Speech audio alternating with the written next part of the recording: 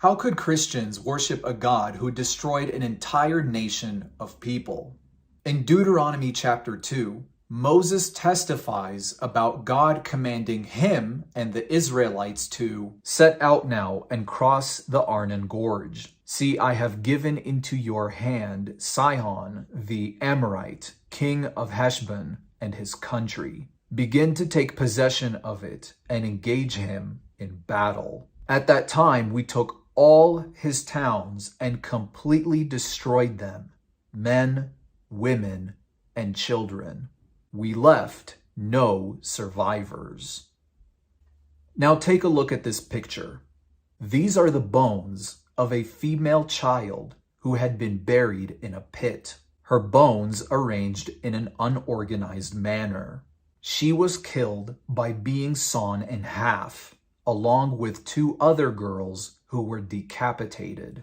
These 3 girls were all buried under a ritual site next to the skeletons of even more young girls who were killed, many of them burned to death. But it was not the Israelites who did this.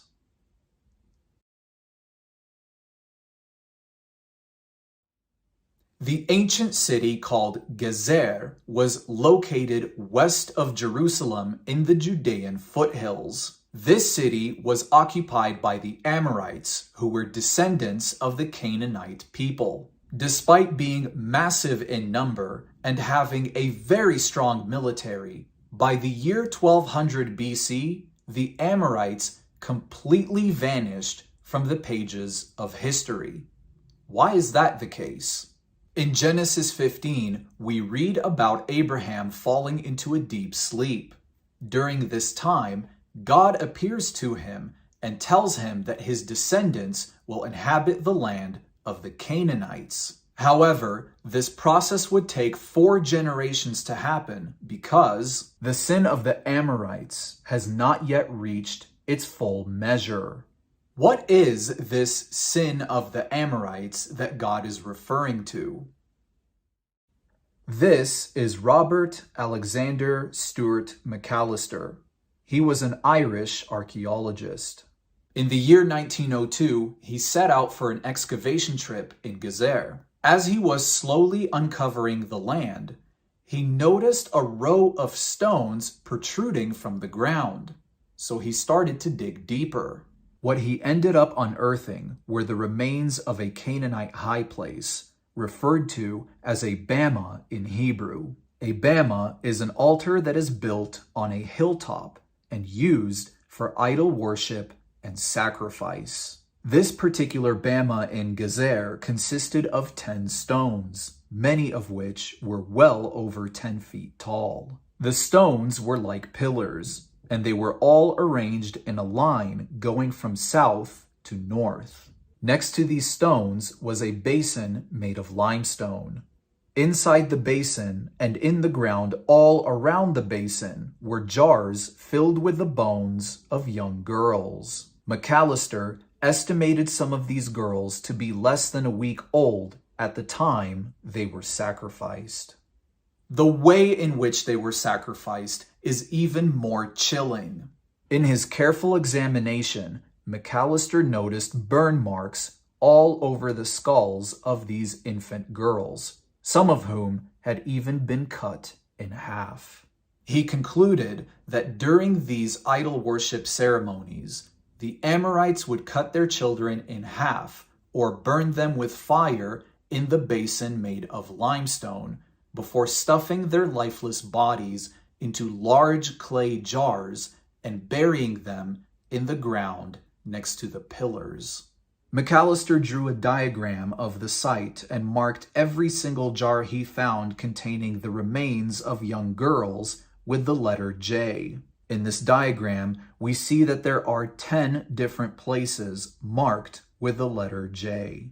Underneath this bama, he discovered a cave with a flat stone that had been laid down. On the stone itself were the remains of even more sacrificed children. This form of idol worship was done in the hopes that, through sacrificing their child, the family would gain health, wealth, and prosperity. In the book of Leviticus, God commands the Israelites, "You will not let any of your descendants pass through the fire of Moloch, nor will you profane the name of your God. I am the Lord."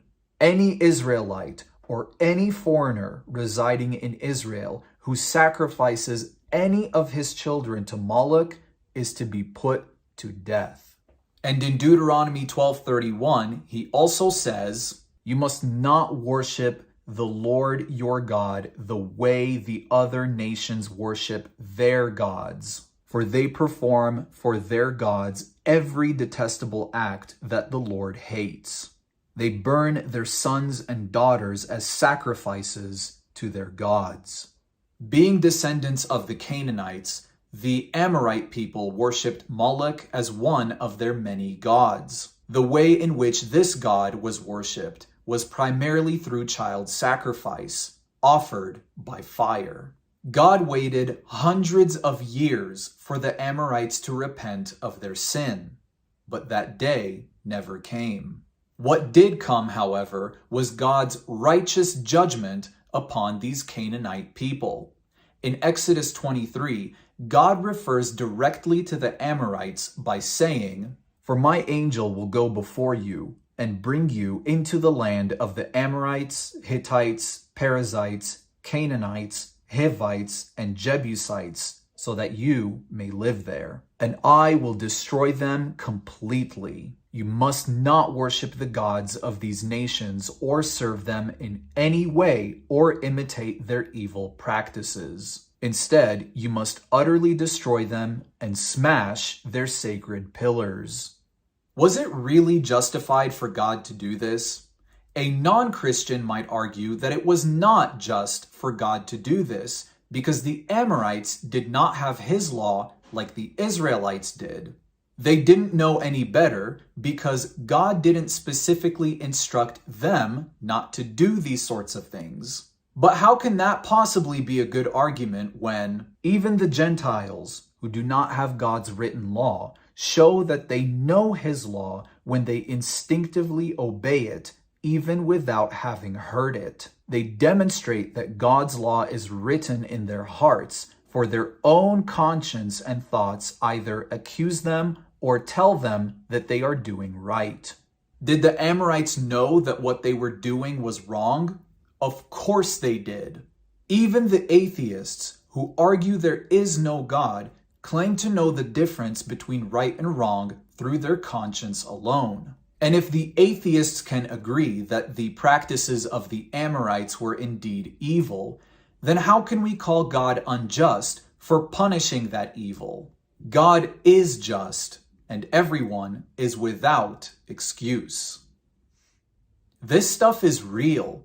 These things actually happened, and the evidence is buried right beneath the soil that we walk on.